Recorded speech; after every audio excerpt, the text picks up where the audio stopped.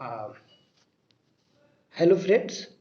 Today we will discuss the first theory of economic theory in the economic development. It was propounded by the Professor Rostow. He was a member of US government during 1960s, and he propounded that theory at that time. So that was the time of Cold War between Russia and USA, or former, or you can say former USSR. So what actually he defines in this theory, the whole motive was to establish a good or project the US government or the US economy as masterpiece, or this is the one of a standard economic development theory that he can say. So the hidden agenda was to secure the global interest of the US government at that time. So he propounded that theory, and so you can say that that was the time of cold era. So he the Professor Rostow was very anti-communist in his agenda. So what he actually defined in the process of development, he established that there are the five stages. Then stage 1, stage 2, stage 3, stage 4, and stage 1 is part of a traditional society. So he starts with the theory of any economy in the traditional society, and he also identified that any economy at that time can be at this any stage of its developments.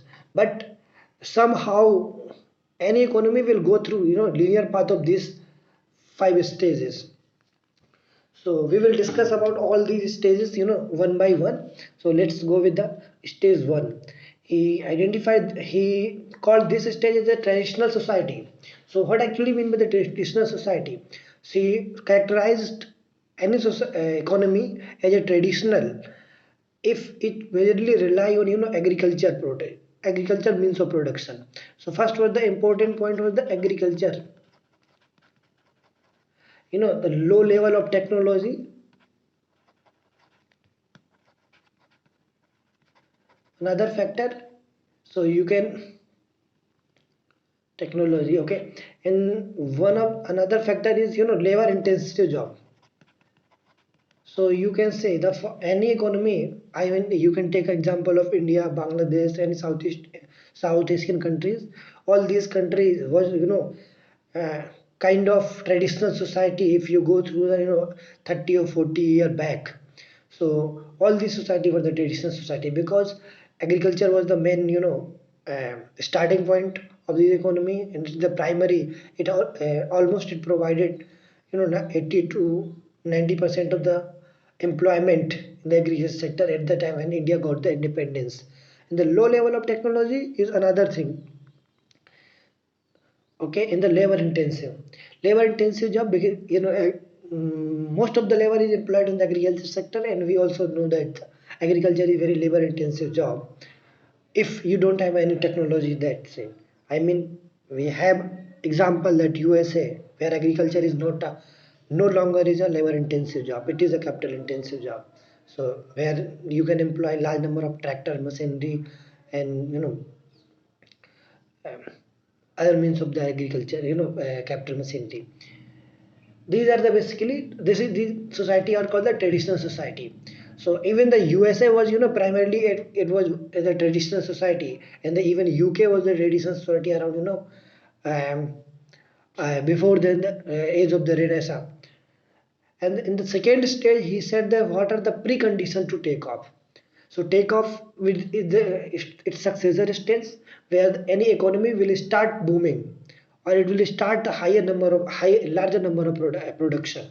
So precondition, he stated that uh, that agriculture setup of infrastructure, infrastructure, introduction of technology. So introduction of technology, and we also know that there is proverb there is proverb that called right. So if in any traditional society, if there are some kind of problems exist, so what kind of problem? We all know that the problem of low level of production, there might be some requirement, like uh, someone has potential to think that he don't want to continue that kind of labor intensive job. So using a bullock cart for agriculture for a long time could frustrate someone, right? So if there is a person who got the frustrated and he thinks that he might can develop some kind of tool or invention that can help through this problem. So this kind of necessity will arise and the introduction of technology will arrive there. So these are the kind of precondition: setup of the infrastructure, road, machinery, and these are the all the precondition of the takeoff. So all these are comes under the second stage. In the stage third one, which is called the takeoff stage, this is the stage where all the preconditions of takeoff are got the made. Okay, and you know it large number of fund get transfer to the capital, machinery. So, okay, so it ultimately increase the level of the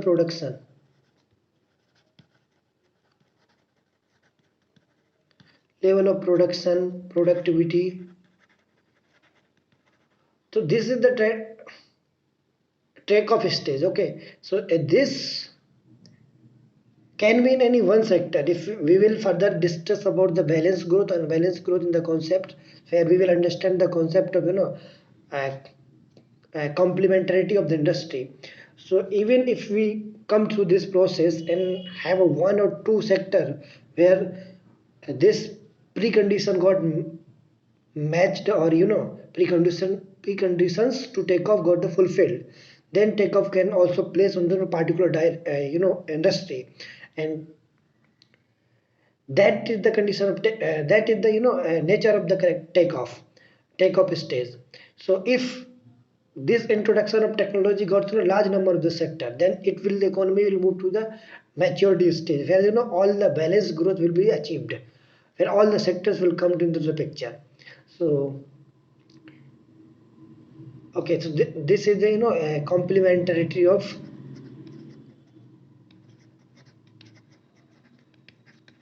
industries. So in this process, this is for the stage drive to the maturity, where economy got a big push to the under the increase of the level of production and the demand and supply, the whole equilibrium, as per the introduction. We have understand the Sumter theory of the demand, sorry, theory of growth, where he also make a point that when the economy in one the technology got introduced in the economy, then the whole equilibrium of the economy got shifted into new higher level. So this shift in the new higher level of the production, or higher level of income, will lead to the drive to the maturity stage, where most of the sector will come to the closer and got in the somehow balanced growth. The concept of balanced growth will be commented in this picture. And third last stage is the age of the high mass consumption. This is the stage where as the Rostow has believed that this is the stage where USA and the other western countries lies. So in this process, large number of mass consumption, higher um, demand demand for most of the good and luxury good, all these things will come into the picture. So this is the final stage of the theory of economic development by the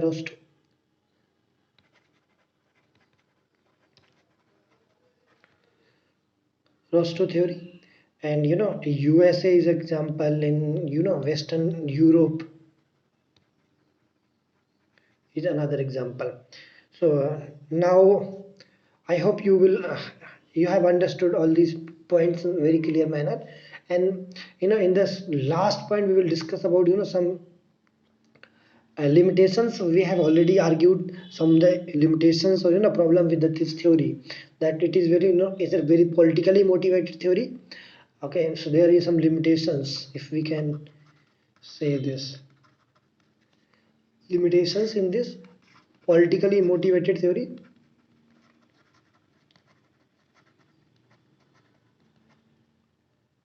Politically motivated theory, and the theory, it has also ignored some ignored colonial period, colonial era, and we will also understand the dependency theory, where in the next problem, some modern institution doesn't favor the underdeveloping countries. So it's the drained out, something like called drained out system for developing countries. So these are the major limitations. We will continue with other limitation as well, and further lecture, if we come to if we come with any for another example. So this is the whole concept of the Rostow theory of development. Okay, thank you so much. I hope you have liked this video, and don't forget to like and subscribe the channel. Thank you so much.